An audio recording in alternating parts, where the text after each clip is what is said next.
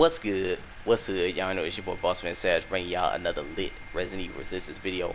Just wanted to wish y'all a Merry Christmas and Happy Holidays. I hope y'all are having a wonderful, wonderful Christmas. I know I am because I got some stuff. I got some fucking food on the stove. I cannot wait till I get done recording this video. I'm about to tear that shit the fuck up. Calm down, boss man. Alright. So today I wanted to do something a little different.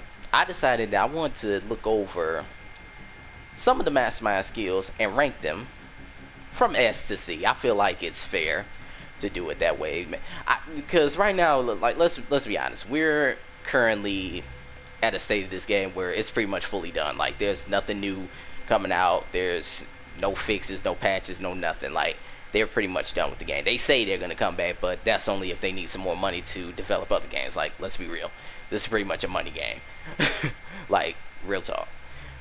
But I decided to do something a little different. We're gonna rank the skills of old lady Annette here.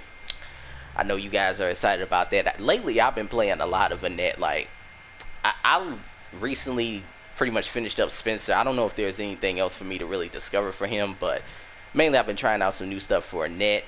And after experimenting with her, I was mainly using a lot of different skills, and I was like, you know what, I think it'd be a good idea to rank some of these skills and get some of y'all feedback on what y'all think is pretty decent, or whether or not something should be ranked up a little bit higher. Like I said, this is all of this shit is based off of my opinion, so y'all don't have to agree with it, nothing like that. But please don't be another Timmy, okay? Because Timmy is gone from the channel. He ain't coming back. Please don't join Timmy on the you know what list. I'm not gonna say what it is, but y'all know. All my day one savages know what that list is. Anyway, today we're looking over Annette skills. So what we're gonna do is we're gonna check out all of her skill variants and rank them pretty much. So ultimate skills, we got 3 skill variants in there. For her genetic mutation skill, 4, same thing with the zombie apocalypse, and then we're also gonna rank her area cards as well. So that should be pretty fun. You know, a couple of y'all might agree to disagree, you know what I'm saying? Like I said, this is all part of this is all based off my opinion, okay? So without further ado, I'm not gonna waste no more time because ooh, that food smells good. Okay, let's get started. Alright, so we're gonna start with the bioweapon, G. Birkins. Oh boy, how much fun have we had with this bioweapon? Lots. So Birkins has 3 skills, just like every other Mastermind's bioweapon. He has Fury, Bloodthirst, and Beastmaster. I'm going to start with Fury first. I'm going to work my way around. I'm going to do it from left to right, so that is pretty much easier for you guys to understand. So for Fury, I'm going to get, y'all already know what I'm going to get this one. Definitely a S in my book. Reason why I'm giving this one an S is because y'all don't know how many times Birkins have saved my life just by making them run away from their goal.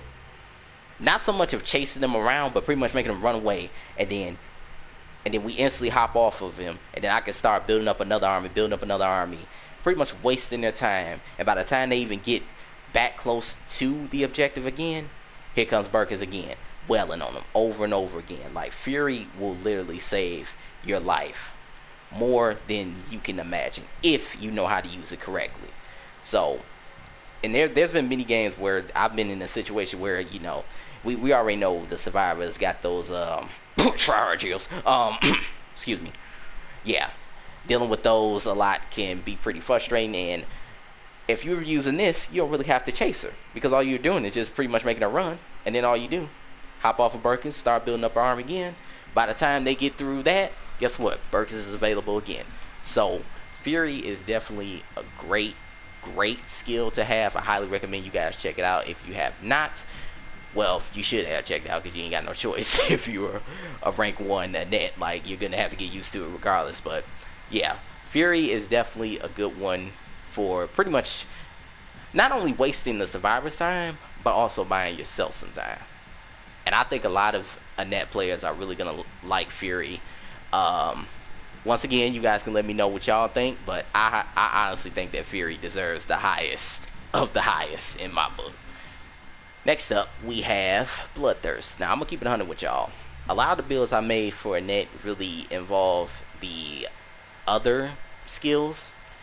Not that I don't like Bloodthirst, but I feel like pretty much the whole idea of it is extending the duration by using his grab skill, which is called overkill. Now, for what I tested out in the lab, I think you get like, I don't know, 10, maybe 15 seconds back with each kill you get.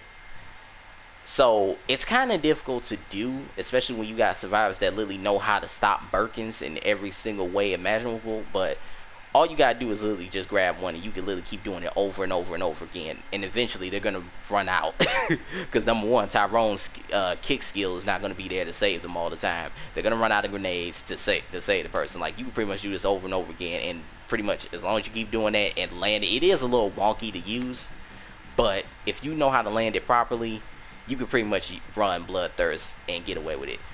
Definitely good if you want to continuously use use Birkins to continuously wail on them instead of Fury. It's definitely a nice alternate, but you know, for me personally, I wouldn't run this too often unless I'm like making a infinite G Birkins build, but it's still pretty nice to have. So as far as rank go, I will give this one a B. It's not too bad, but it's okay. It's alright.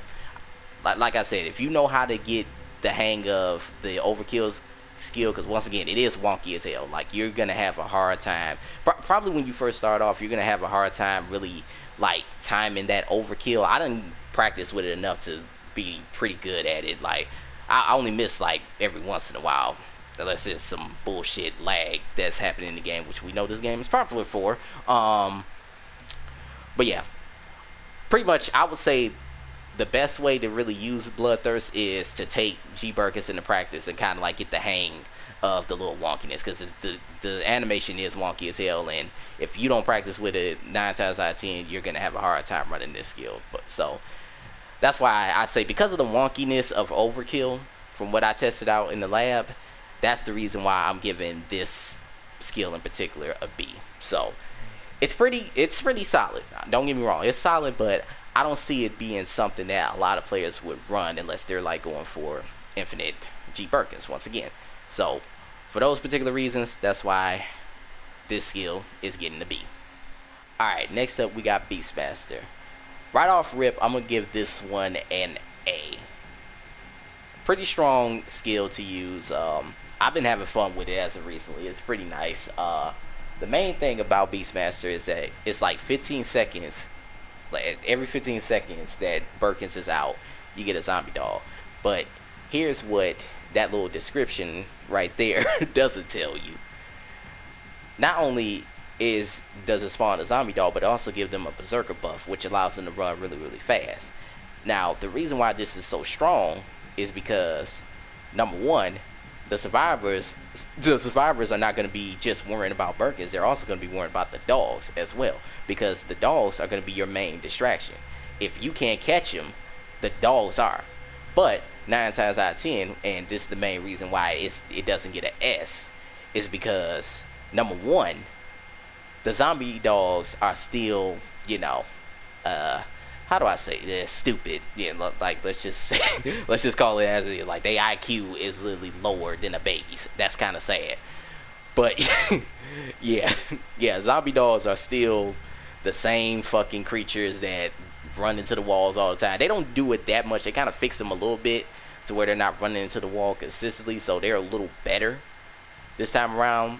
Like, they fixed this a long time ago before that final update, but they're still kind of a little, yeah.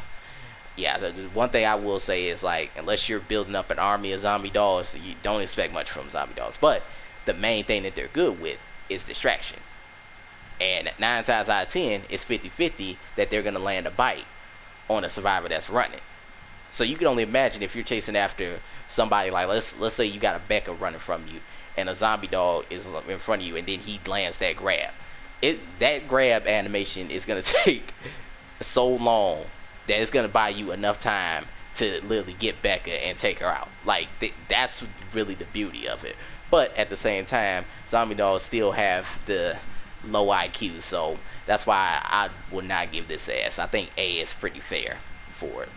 So it's not bad. Don't get me wrong. Trust me, I know some of y'all probably consider it an S, but just for the simple fact that the dogs still suffer from low IQ is the reason why this skill in particular gets an A. Simple as that. Alright, so now we're moving on to the genetic mutation skill. This is where you pretty much get to choose how the buffs affect the creatures. So, she has 4 abilities that she can choose from. She has recovery, she has buffs, she has defense, and she has VA. So starting off with recovery, obviously I'm going to give this one a C, and I'm pretty sure y'all already know the reason why, but I'm going to explain it anyway for those who are new. Pretty much, recovery is something that you're going to have to deal with when you're like a low rank. But once you unlock the other skills, you're going to forget about this, trust me. Once you unlock everything in this game, you will probably won't even run this build ever again. Like, real talk. Like, let's be honest here. The problem with this is you need enhanced rounds for your deck. That's problem number 1. Problem number 2 is that you're going to have to stay on the cameras and constantly keep shooting them with enhanced rounds over and over again. Like, you literally have to sit there and watch them like a hawk. And that's a problem for 2 reasons. Number 1, Jans. Oh boy, Jans love bullying this. I guarantee you a Jan will tell you that their favorite thing to counter is a Annette that runs the recovery build, because it's so easily detectable. Pretty much, a smart Jan, or well, let me rephrase this, an experienced Jan will be able to recognize this build, because she's going to see you constantly keep shooting the creatures over and over, and she's going to be like, oh, so she's running the Dr. Burkus build. Okay, well, let me get her off this camera. Now your creatures are pretty much ineffective as hell, because the team is working together so well, and they realize, oh yeah, we gotta stick together because we need to take these creatures out quick. That's a major problem with this. You literally have to stay on the camera. So you pretty much, you're either gonna feed them time, or if you're running like modified gear, you gotta hop off the cameras quick, pretty much. So for that reason, I don't think this one even deserves nothing higher than a C. Like, let's be honest. Because once you level up Annette, and once you get all the skills and shit from the other masterminds, you probably ain't never ever gonna, actually, let me phrase that, you're not gonna run recovery again. Trust me. Thank me later. Next up, we have buffs. Pretty much what this does is, any buff you put on the creature, be it Berserker, Infection, Regen, Energy Leech, it pretty much make it work 2 times better. Now, as far as Energy Leech go, I'm not too sure if you get more energy back from using it. I could be wrong, y'all let me know in the comment section, but it should be, because, you know, like I said, it's a buff. It should enhance it, but, you know, pretty much anything you put on it, it literally makes them 2 times better. Now, the reason why I can't give this an S is because if you're going for like a build that just pretty much focuses on buffs and buffs alone, you're gonna struggle a lot against an anti-zombie squad. Like I said before, Annette's biggest weakness is not only Sam, but Becca. Main reason why is because Sam is good up close, while Becca is good from long range. You can only imagine how much damage they're gonna be pulling off on these creatures. Now, I know what you guys are gonna think. Well, they do have regen on it. It makes it worse 2 times better. But see, here's the thing though. A smart survivor always work together to take the zombies out. And 9 times out of 10, you're not gonna be able to run buffs on every single team and think that you're gonna get away with it. Like, there's gonna be some teams that are gonna come prepared to take you down if you're just running buffs in particular. Now, of course, if you're taking the Alex Wesker route, you could definitely run buffs because you know, you don't really care too much. Like, you're just throwing it out there to pretty much spread infection. And that reason alone is what makes buffs kind of a little shy off of the S rank. So it's good, but you're gonna need to run a lot of equipment to make up for some of the bad that comes with it, if that makes sense. So buffs gets an A in my book, and let's move on to the next one. Next up, we got defense. Oh yeah, y'all already know what I'm giving this one. Hands down, SSS everywhere. Man, y'all don't know how much I love this skill right here. This is, when they gave Annette this skill right here, this pissed survivors the fuck off. Oh my god, they hate going up against this one, but I love it because I'm the one dishing out the pain. Pretty much what this does is, this is the opposite of buffs. Well, with buffs, you're making them a lot more stronger and a little bit more tougher to deal with, and pretty much a lot more effective at getting the job done. But with this one, This pretty much gives your zombies thick skin at this point. Like, there's no other way to explain it. Like, this pretty much makes your zombies the toughest of the tough, and y'all already know the equipment to run to make them even more stronger with this. Like, I don't even have to say it for y'all to already know which one I'm thinking of. Like, there's pretty much two in this game and y'all know exactly what I'm talking about. But combine those together, man, defense is so super strong, man. Because this is pretty much a good way to really drain their resources. A lot of times, what I see from teams is that they like to kill the zombies, which is smart because, you know, it isn't a Daniel where it's a lot more difficult to deal with him, but we'll get to him in another video. So, but defense pretty much makes your zombies so freaking tough to deal with that they will literally have to go through all of their resources to take your zombies out. And that's the beauty of this, because it's pretty much the more buffs you add onto a creatures, the tougher they are to deal with. So you can only imagine having 4 buffs on them combined with the equipment. Excuse me. Combined with that, man, you can literally, you can pretty much put the survivors at your mercy. Like, there's no other. I have no words for this. Y'all already know. Like, defense is hands down her #1 skill in genetic mutation. There's nothing else to say for it. S rank all around. Simple as that. Next up, we have V-Act. Now, honestly, I would give this one a C. But the only thing that prevents me from giving it a C is the fact that when the creatures are buff, if they're on the ground, they cannot be stun locked at all. And on top of that, if the survivors do happen to knock them down, they automatically get back up.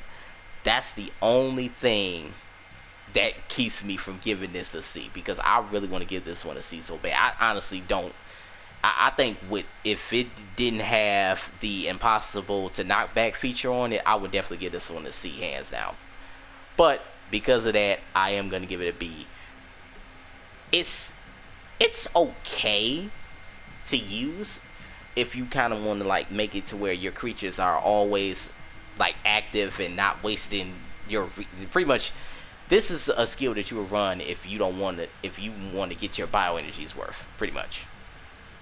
Because a lot of times the creatures get knocked down and they don't get back up unless they hear the survivors near them. Like, let's be honest, and that's kind of a big downfall to running creatures builds, because, you know, you can't really pay attention to every last one of them. But with this one, I feel like VAC definitely helps it out a little bit more better, because even if they knock them down, they're going to get back up again. And not only that, they get up faster too. Like, from what I tested out in the lab, they get up so freaking fast. So for that particular reason, that's the only reason why I'm not giving it a C. But I think it deserves a solid B, just for the simple fact that you can get your bioenergy's worth from every buffed up creature that you have out on the field. Because once again, no knockdown, and of course you already know that there's always that the Sams and the Tyrones that like to keep beating on the zombie until they die. So this definitely helps out again and counters them. But still though, in a game where it's relying solely on VAC, it doesn't really help you win too many games. So that's why I'm going to give VAC a B. So now we're going to look at her zombie apocalypse skill. She has 4 variants: creatures efficiency, enhancement, ambush, and epsilon strain. Some pretty interesting shit here. So starting off with the first one, creatures efficiency, which lowers the cost of creature cards by 1. Honestly, I've ran this so much, and I think this is probably my favorite variant of it, but I can't be too biased with this one in particular. I'll give this one an A. I think A is fair. Like, if you're making like an infinite army Annette build, this is the skill that you want to bring along. Like being able to combine this with the efficiency mod, you can literally bring the cost down by 2. So you can only imagine if you have cards like the dealer where they only cost 3, with creatures efficiency and the efficiency mod, it brings the cost down to 1. Meaning you can literally keep spawning in creatures over and over again and don't even really have to worry about your bioenergy that much. That's how strong this one is. But like I said, it's only for deck control and not so much for winning games. But it's still good, though, regardless of the rank or not. Like, honestly, If it was up to me, if these other skills wasn't out, I'd probably give it or a S. Excuse me. I'll probably give it the highest rank of S. But of course, it's all about the cost and everything, and cost really doesn't matter because a lot of people have won with builds that cost like a shit ton and still got away with it. So yeah, for that reason, I give creatures efficiency A. I think A is fair for this. Moving on to variant number 2 is enhancement, which increases the health of the creatures. Honestly, I'm gonna give this one a S. Like, let's be honest here. The number one problem with running creature builds is health. Like, against a high damage team, you're gonna struggle a lot to run creatures, and this helps out a lot, especially because a few minutes ago we were talking about the defense skill, so you pretty much know the combo with that. Yeah, those two together is very, very deadly together. And pretty much what this is, it's pretty much Resilient Skin 3 as a skill. So you can only imagine if you combo that up with the Resilient Skin 3 and 2, and then also, thanks to the recent patch, you can actually bring along a Researcher's Brain, so that's even more health to the zombie. So this is pretty much thick. This is pretty much a thick zombie build when you think about it. Or a thicket, if you will.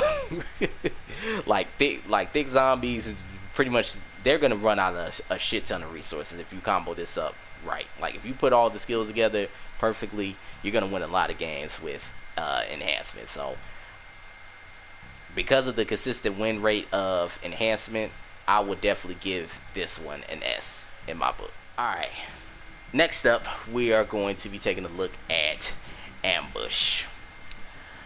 Oh boy. Oh boy, I bet you y'all can look at this skill and already know what build I'm thinking of that literally makes me hate going up against this skill in particular. Y'all pretty much already know. Ambush is pretty much like Research Brain times 2. But the problem with it, what makes it so busted and broken, is the fact that not only do the creatures stand up immediately after spawning in, they're invincible for a longer duration. So pretty much, as soon as they stand up, they cannot be touched for like a couple of seconds. I think from what I tested out in the lab, it was like 3 to 4 seconds. It's a little broken because sometimes when the armor like runs off of them and you shoot them, you can't deal no damage to them for like an extra second afterwards. So it's kind of it's weird, and it's kind of a little broken in it. And I hate that they're not gonna patch that. Like, this is pretty much her like OP skill right here, and for that, that's the reason why I'm giving this one an S. It is so fucking busted and broken. This is pretty much like her strongest in this skill. Like, while the enhancement is strong too, this one is super strong. This is OP strong. Like, every time you run this shit, if you know how to play it correctly, you're gonna win a lot of games with this one. Like, it's that bad. I'm not gonna say no more about it. I literally want to get this fucking skill off my screen as fast as possible. So S rank, cry about it. I don't care. So I do not want to sit here and talk about this fucking skill all damn day. S rank, move on. Shit. For her final skill option, she has Epsilon Strain. Pretty much what this is, it increases the health and attack power of zombie dogs and lickers. Honestly, I don't know. I ran it a couple of times. I didn't really like it too much, but I feel like a lot of people probably know how to run it a little bit better than I do. So I don't know. I'll probably give it a B. I think a B is fair. It's okay. But like I said before, when we were talking about Birkin's Beastmaster skill with the zombie dogs, that's the same thing here. Like, zombie dogs literally got low IQ, so that's pretty much what you're gonna have to deal with. Lickers, of course, if y'all play Resident Evil 2, I ain't even gotta explain lickers. Like, it's pretty much they follow sound at this point, and sometimes they just attack the walls and shit. They're pretty much all over the place. But one thing I do give the lickers over the zombie dogs is that for some odd reason, even without eyes, they're really good at staying on top of their prey. Sometimes I feel like the problem with lickers is they single out one target on the team instead of just like random. Like, I feel like they just go by whoever they hear first, and then that's the person they automatically target, which kind of makes them a little on the low IQ side of the zombie dogs, but me personally, I'll take a lick over the zombie dog any day. Like, they're really, really effective, very dangerous to deal with, and I think with Epsilon Strain, it definitely makes them even more dangerous. So, yeah. But overall, I don't really see it being something that you would run very often. So, I think B is fair. It's all right. It's not the best, but you know, if you want to be creative and focus on zombie dogs and lickers, then here's your skill for it. So now we get to the juicy part, which is the area exclusive cards. Like the skills, you have four options here. You have triple zombie dogs, you have a tough zombie with a berserker aura on, you have enhancing vapor for healing, and then you also have ambush. So let's start off with the zombie dogs first. Honestly, as I mentioned before with regular dogs, they are pretty much shitty in terms of IQ. So I ain't even gotta explain that over and over again because I sound like a fucking broken record. But yeah, honestly, I'm gonna rank this one up. This one is going to get a solid A. I feel like if you know how to place these dogs in a proper way, you know, pretty much they're gonna, by the time the survivors even recognize them, they're gonna start up the chaos. They're a lot better than just a single dog, in my opinion. Because triple dogs, like, you know, that's more than enough to deal with. Because it's bad enough when you're dealing with one dog, but usually a lot of times you can predict where the fuck that dog is gonna go and take it out quickly. With a zombie dog, with triple zombie dogs, not only do you have to worry about one zombie dog, but you got to worry about where the other one's at. And 9 times out of 10, when you land up that shot and try to hit one, they're gonna bite your ass easily. So yeah, I feel like triple zombie dogs is a lot better than one zombie dogs. And if you place them correctly, you can pretty much spread chaos. I feel like dogs, in particular, as I said before, all about chaos. Like them running around and making the survivors panic is a sight to see. Like, I love seeing survivors panic when they see triple zombie dogs. So yeah, they're pretty strong. They get an A in my book. Next up, we have a tough zombie with a berserker aura on. Now, this one is kind of a little tough to rank because there's some pros and cons to using this, and I'm going to explain it. But I think the best rank I can give it is an A. So the reason why we're going to give it an A is because, number one, the one thing that's good about this is that it has an aura on it that it's pretty much like a life. It's like a lifesaver if you're not cycling in your enhancers. So when you don't have enhancers cycle through your deck, you can use this zombie to kind of like get a little head start on your creatures getting buffed. The problem is that if the creatures get a couple of distance away from this zombie, the buffs don't work. The buffs automatically gets taken off of that zombie until he gets near them again.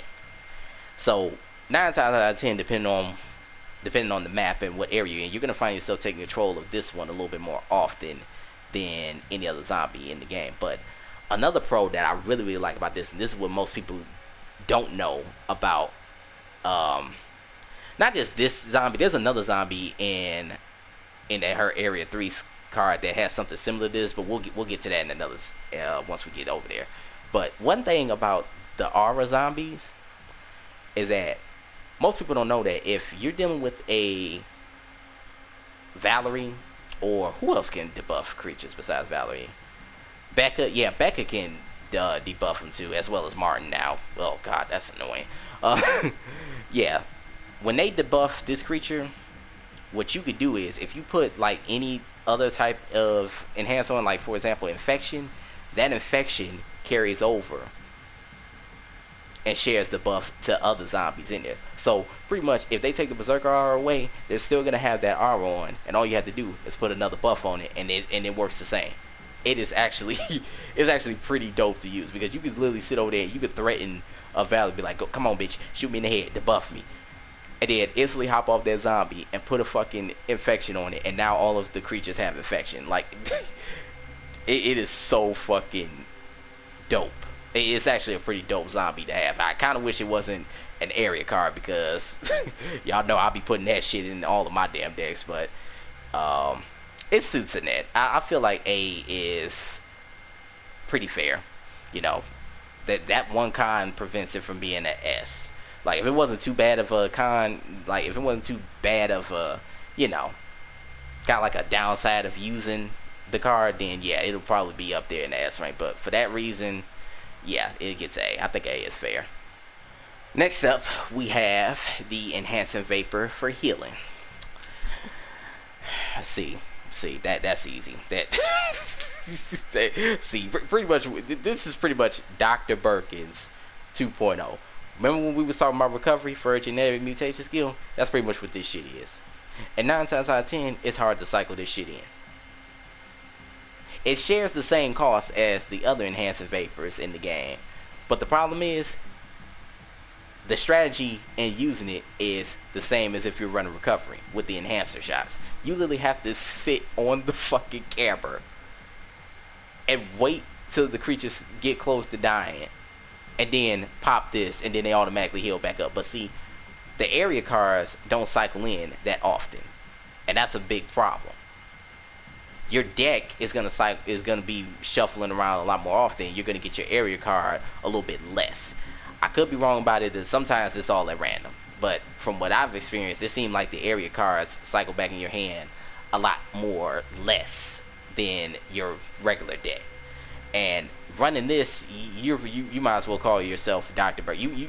Yeah, this is pretty much a waste of a card. I do not recommend anybody use this. If you want to be Dr. Burgers, just use answer shots. Like, this is just a waste of time. And a waste of bioenergy, too. 2 bioenergy to fucking sit on the camera and wait for your creatures to die to heal them? Nah. I'm good on that, Playboy. So, Vapor Healing gets a C. Simple as that. Now, for our final option in Area 2, she has the choice of a Ambush card. Basically, what this is that she can put out a regular zombie without spending any energy. Pretty solid. Honestly, for this one, I don't know. It's pretty much just a regular creature that just doesn't cost anything. So, I don't know.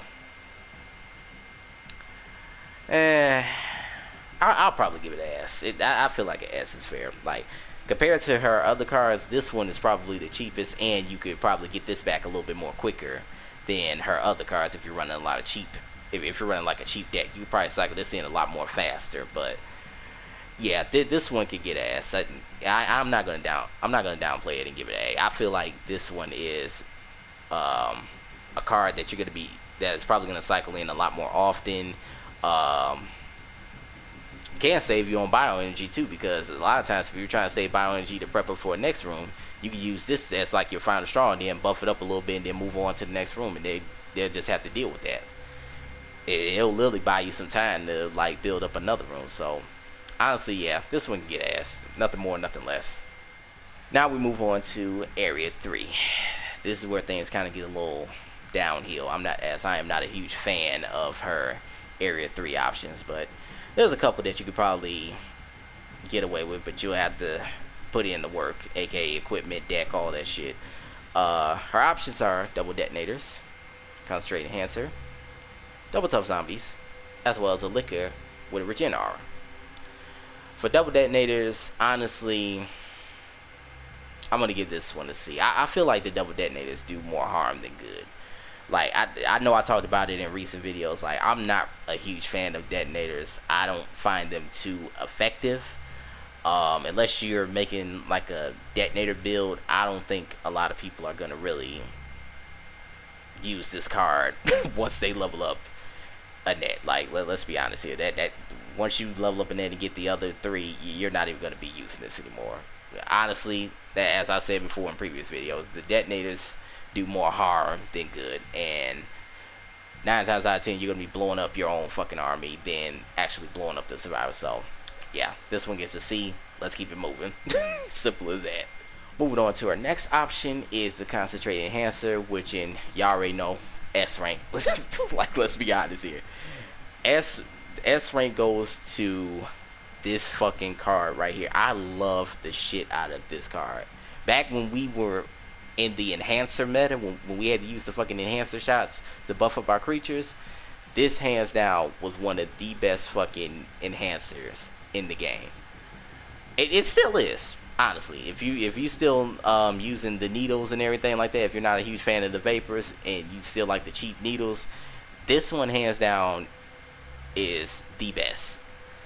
One enhancer with all of the fucking buffs in one. You pretty much can build up an army fast as shit with a concentrated enhancer. That's the beauty of it. It is so fucking good. And not only that, but it's also the cheapest out of all of her options. And we'll get to those, and we'll get to the last two in a minute. But this is literally the cheapest of the cheap. Like, back when we were in the enhancer meta, this was the one card that I wish was not exclusive to Annette. I wish this was available as a regular deck. I wouldn't have had this shit in my hand for like every mastermind that I ran a creature build for. This would literally be in my hand every single time. This would be in my deck every single time, man. That's just how good it was, man. All fucking buffs in one. You could literally build up an army fast as shit with this one. So definitely get an S in my book. Her third option is a double tough zombie. Now, this one, I'll give it an A. I think an A is fair. I think the only thing that keeps it from getting an S is the fact that you probably have to run a lot of creatures' efficiency, like pretty much anything that lowers the cost of the creatures down, because this is probably her one of two of the most expensive cards that you will be having the option of choosing from. The next one, which is the Liquor Regen Aura, also costs the same amount as this one. But I think the advantage of this one is like two tough zombies, you can pretty much like dish out some damage with it, because the tough zombies universally have a larger health pool than any other zombie in the game. So you can only imagine, if you're running like a thick zombie build, how effective this card will be. But, you know, like I said, you'll have to do a lot of work to really get it to a fair price. But I think A is fair. I know a lot of y'all will probably give it an S, but for me personally, I think an A is fair in my book. For her final option, she has a Liquor with a Regen Aura on it. I'm going to give this one an S rank, hands down. Now, I know what you guys are going to say. Boss man, this card costs the same amount as a fucking double tough zombie. Why you give the double tough zombies an A, but you give the Liquors a S? Let's talk about the Liquors as a whole. Pretty much without, let's just take the buffs off for a second and just talk about the Liquors in general. With a Liquor, this creature in particular is more effective regardless if I have a buff on or not. It's literally the most threatening creature in the game. Like, let's face facts. A team will run from a Liquor more than they'll run from an armor zombie. And that's saying something. And there's a good reason behind it, because a Liquor is super fucking strong in this game. Like, the moment they know exactly where you are, they're coming straight after you. Like, real talk. Like, unless you double team them or something like that, or stun lock them with a shotgun, they're gonna fuck you up every single time. And that's what makes them so fucking deadly to deal with. But what makes them even more dangerous is when they have a regen buff on. And that's what this card is. It's a Liquor with a regen. Now, compared to a regular Liquor, I think a regular Liquor costs 7, this one costs 5, so this one is a lot more cheaper compared to the tough zombie with the Berserker armor on it. That one had cost the same price as a regular fucking tough zombie, so really not much difference there, except with the aura. This one is cheaper and it has an aura on it, and my god, if y'all never tried a Liquor with a regen on, y'all missing out. A Liquor with a regen is a match made in heaven. This literally makes the effectiveness of a Liquor by itself times 2. If that makes sense. A Liquor with a regen buff on is the hardest to deal with. Like, real talk. I have been in games when I played as a survivor dealing with a creature dealing with a Liquor with a regen armor on. They are so fucking tough to deal with. Even Becca can struggle against a Liquor if she's not hitting them consistently. Sam, we already know, like, up close and personal, you not want to be up close and personal with a fucking Liquor. Now the thing is, they do follow sound, so they're pretty easy to finesse half of the time, but lots of times they can figure out where you are and kind of keep pouncing on you over and over again, which makes them pretty strong. But regardless of the little wonkiness of them, I feel like in terms of a card that's effective, when used correctly, out of all of her area cards, this one is pretty damn strong. And if you haven't used it yet, I highly recommend y'all use it because it is really, really good. So that's why this one gets an S in my book. And that's pretty much all I have to say about that. And that's pretty much the end of today's video. Thank y'all so much for watching. Don't forget to hit that like button and that subscribe button. Turn on post notifications so you never miss when I go live. Let me know in the comment section what y'all thought about the ranks. Do you think you would rank them a little bit more higher, a little lower? You know, let me know in the comment section. Sound off, man. If y'all want to see me do one on Daniel, 5 likes and I got y'all. 5 likes on today's video and we will do one for Daniel. So thank y'all for watching. Once again, I love y'all. Merry Christmas. Have a safe and happy holidays. All that good stuff, man. And I will see y'all in the next video. Peace.